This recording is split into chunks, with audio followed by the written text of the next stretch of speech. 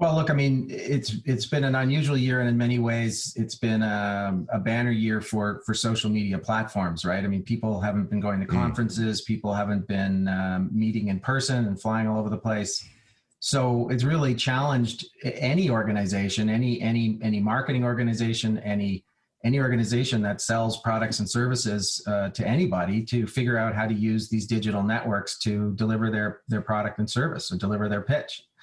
And so I've certainly seen a focus on social media, and I mean, brands are doing it. Obviously, they've been doing it in the past. I don't know that they've done it a lot different. There's been some messaging around what's been going on, but I think what I really see as a gap in that space is still the day-to-day leaders of organizations, whether it's the big brands that are delivering services to consumers, whether it's vendors who are selling services to them. Business leaders have not yet figured out how to conduct themselves day to day and have relationships of value online, having productive relationships with high value individuals, how to do that in a way that grows the relationship, because we all know business is driven by relationships. So we have to learn how to have meaningful, rich relationships through our social networks and all the technology that we have, including this kind of a conversation we're having. Yeah, let's dive a little bit further into that, because I'm seeing the same things and having some conversations, even with CEOs, for example, of financial brands. They are the leader of the organization, and traditionally speaking, particularly at the incumbents, not necessarily fintech, but more so at the incumbents, the leadership looks at social as either A, it's a waste of time, B, it's a security threat, and so we just shut it down for everyone, even in this 2020 year, 2021, right ahead and right around the corner. And why is that? Because you and I know the value. We've seen it in our own businesses. But where are some of these leaders still getting stuck? And then what can be done to help really educate and inspire them to say, you know what, this isn't so scary. Here are some opportunities, not only for my organization, but I really think for myself, the individual, the leader of the organization.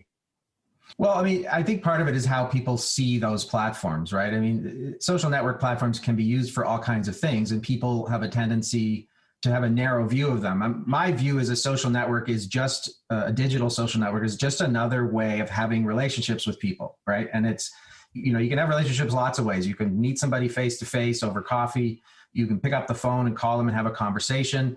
You can send an email message to them, or you can log into LinkedIn on a daily basis, and you could go look at their profile and you could see what they're sharing today, and you could comment on that.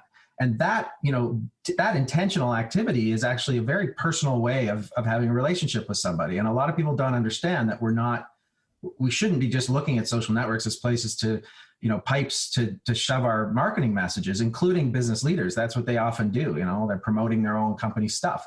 They should be using it to have relationships with people, and they don't know how to do it. But it's as simple as that. It's as simple as paying attention to people and engaging. What you just said, it's as simple as paying attention to people. So putting the focus on others, not necessarily yourself. And that can be one of two ways. It's you're consuming other people's ideas, insights, content, and that's going to help to educate you. It's going to help to empower and elevate your knowledge, your skill set. And then number two, if you are contributing to the conversation and you are putting out your own content, it doesn't necessarily have to be about yourself, your organization.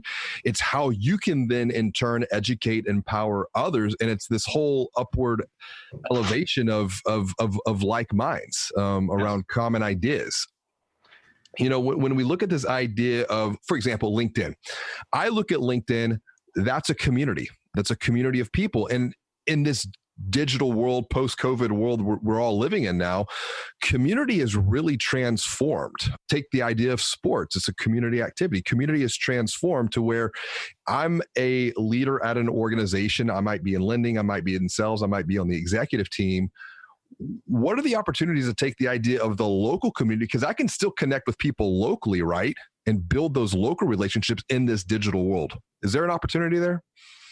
Yeah, I mean, I think there's an opportunity online to build relationships with whoever we want to. I think the initial suggestion I'm making is that, and you're echoing back, is listening is really important part of that. You can't have a conversation without listening, right? And And the way people think of social media is a one-way pipe where, their marketing message needs to get pushed down to the audience. That's what everyone's always business-wise excited about. But the reality is, especially in B2B type businesses, social networks are a channel for having a two-way communication. That can be locally, it can be with people, anywhere in the world, in fact, because the world basically becomes very small in social networks. Yes, it does. And, I personally advocate that there are people in any ecosystem that are influential, that have a lot of followers, whose opinions people are listening to. And those people become strategically important people to pay attention to. And they may be completely outside your marketplace. They may be in different countries and have nothing to do with it. But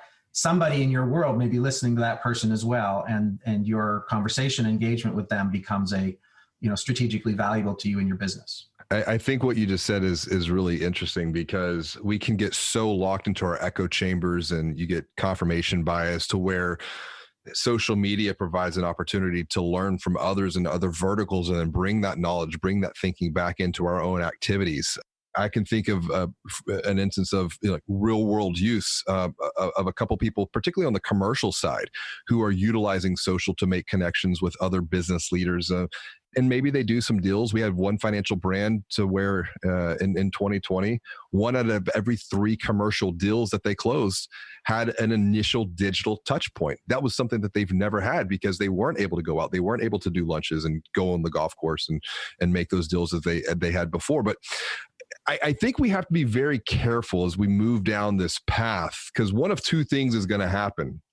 Either we can continue to build humanity through these digital channels, or to the point of an Accenture article that you had shared, which is titled "The Banking Consumer Study: Making Digital More Human." One of the things noted in this article was the rush to digital is depriving banking of its traditional human touch. Where have things fallen short as we've almost swung the pendulum from one side of the spectrum to the other? Well, look, we've had a pandemic and a very rapid change from a traditional in-person way of dealing with things to a digital way. So I think it's a normal reaction to that situation, that we're gonna lose some of the humanity because we haven't had enough time to figure out how to do it right. They say the last few months have been 5 years of acceleration of the digital agenda. And so some of those issues, we would have more time to work out, but now we still have to figure them out. So, I think it's a reality that moving, from branch-based banking to digital banking is going to leave some people, with an empty feeling, because they're used to going in and saying hi to someone. And I'm not sure there's a quick fix for that, but it is a really important issue. It's a really important issue that people still want to have personal connections with the services they use. Increasingly, purpose is a buzzword in the financial services industry, that purpose driven brands are going to have a better time with marketing, because that kind of fills some of that humanity that people are looking for. But even the app design, even the user interface and the whole user experience, I just think these are things that are going to take a little bit of time to work out, because we realize that, we have to move down the digital road. I personally am excited about that. I'm so excited about the acceleration, because it lit a fire under people, and they've had to respond. And so we're at 2025 in terms of digitization, and there's no reason why we shouldn't. We could have been here years ago, but people are always, working on their own time, and they've got their own rationale for it.